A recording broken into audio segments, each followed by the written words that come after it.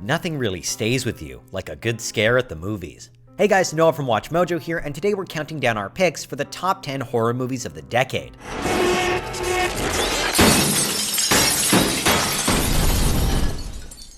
For this list, we'll be looking at the very best horror movies released between 2010 and 2019. However, we will be excluding movies that are overt comedies or thrillers.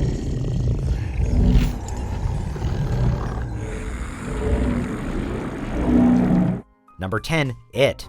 Adapting the works of Stephen King is no small feat, but with 2017's It, filmmaker Andy Muschietti did the source material proud.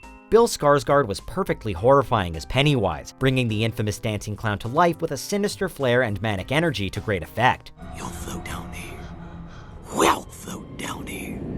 Yes, we do. Though it relied on jump scares, the film delivers on the horror front without compromise, and in no small part thanks to the looming sense of dread that Pennywise brings to the town of Derry. However, this horror film is also elevated by the excellent performances of its young ensemble cast, and that's what really earns this film a spot on our list. Seriously though, clowns are still the stuff of nightmares. Beep, beep, Richie. Number 9, Happy Death Day.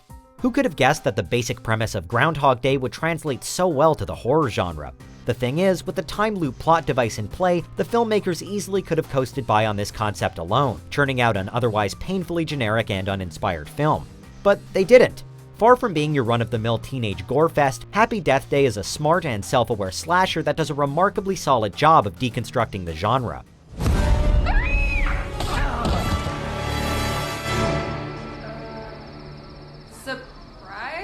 In this sense, it feels like a spiritual successor to Scream.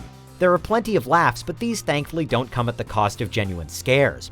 And while it might not be a perfect film, it scores a whole bunch of bonus points for creativity. What do you want? Why are you doing this to me? Number 8, The Cabin in the Woods. Yes, this film at times feels more comedic than overtly horrific, but we'd like to remind you that it's still got some solid, scary moments. What really earns this movie a spot on our list, however, is how deftly it manages to subvert expectations. And really, isn't that the hallmark of a great horror film?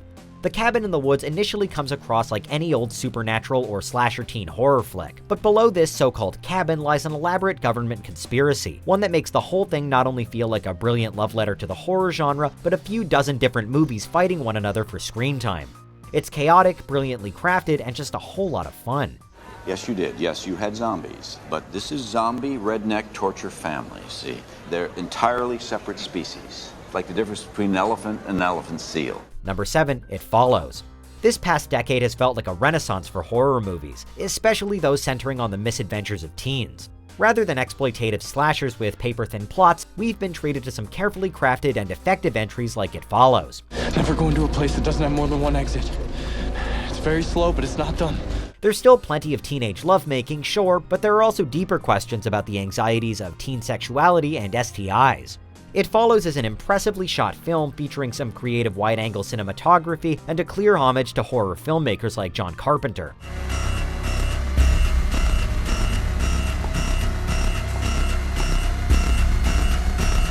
The movie's further amplified by Micah Monroe's performance in the lead role. Ultimately, It Follows is just a really compelling horror film that operates on both a supernatural and psychological level. Plus, it has a great score.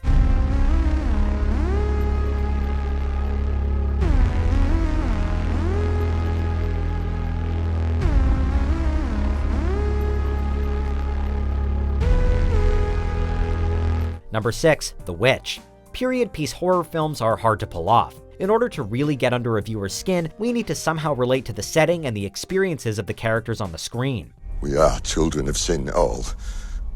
Yet I tell thee, I have raised up no witch in this house. Let us pray.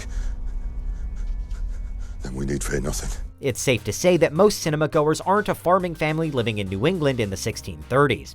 Yet filmmaker Robert Eggers managed to craft a deeply unnerving film, one that scares with ambience, psychological dread, and off-screen threats rather than cheap scares.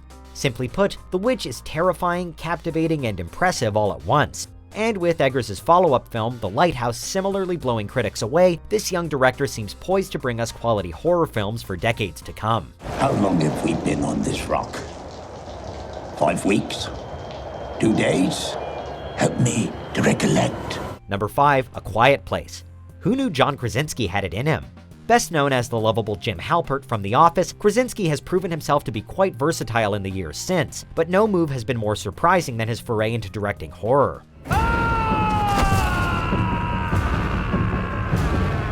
A Quiet Place takes a solid premise, a world overrun by blind monsters who hunt via heightened sense of hearing, and mines it for all it's worth.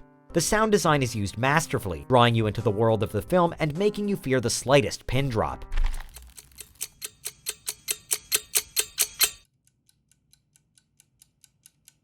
Krasinski and his cast, including his spouse Emily Blunt, all deliver committed performances that serve as the film's beating heart. You grow attached to the Abbott family, and this attachment creates real and terrifying stakes.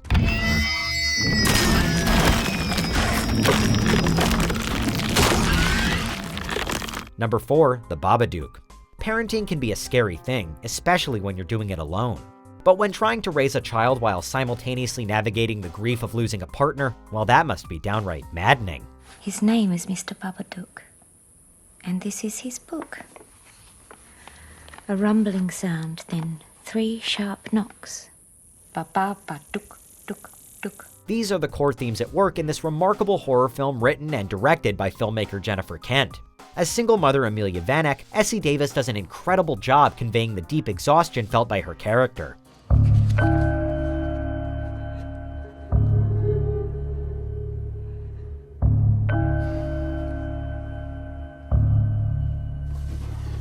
This is a thoughtful, provocative, and thoroughly human horror film that also has one of the most original and unconventionally scary movie monsters in recent memory.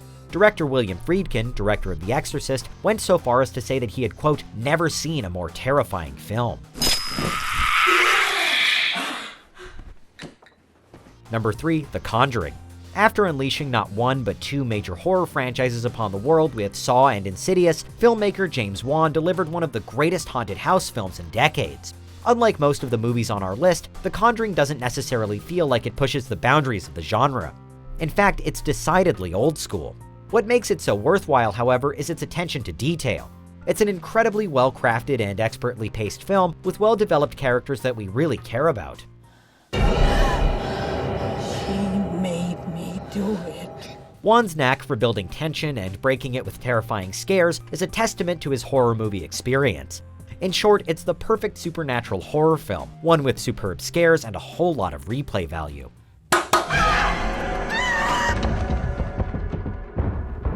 Number 2. Hereditary. This is the sort of movie that people were praising and warning each other about in the same breath. A deeply disturbing supernatural and psychological horror film, Hereditary follows a family haunted by the death of their grandmother, but it's so much more than that. Not only is it extremely unsettling to watch, it's also chock full of unforgettable moments that'll most likely give you nightmares. It's not a pleasant viewing experience, but there's no denying that the film is a true work of art, both narratively and visually.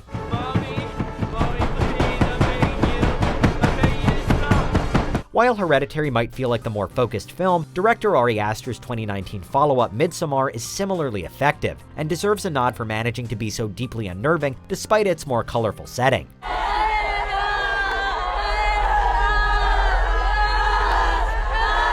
Okay, so I know I wasn't the only one at the office who was a little bummed out that Hereditary was only a number 2 pick and not our number 1 pick. Is that a hot take? I don't even know anymore at this point. Anyways, see if you can guess what our number 1 pick will be during these honorable mentions. So you never think about it then?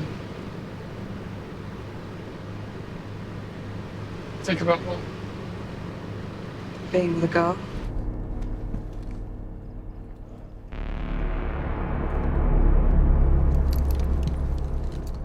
I'm scared.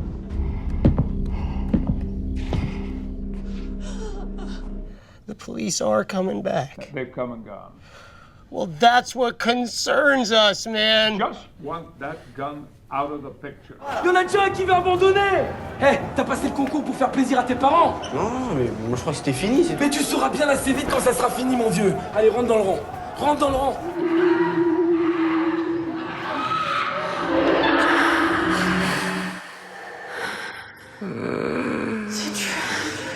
Before we continue, be sure to subscribe to our channel and ring the bell to get notified about our latest videos. You have the option to be notified for occasional videos or all of them.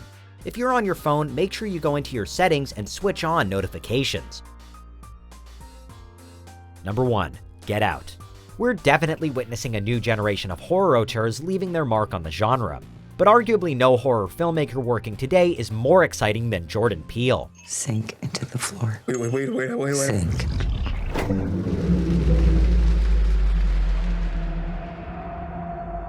His highly anticipated second feature, Us, solidified his status as one of the most influential voices in the genre, but it's his directorial debut, Get Out, that we believe to be the finest horror film of the decade. Get out! Yo, chill, man. Get out! Chill, man! Wholly original and terrifying in the most unexpected of ways, Get Out delivers scathing yet profound social critiques. It's particularly effective at highlighting liberal racism. Not only that, but Get Out is also a tightly crafted film, expertly shot and well-paced.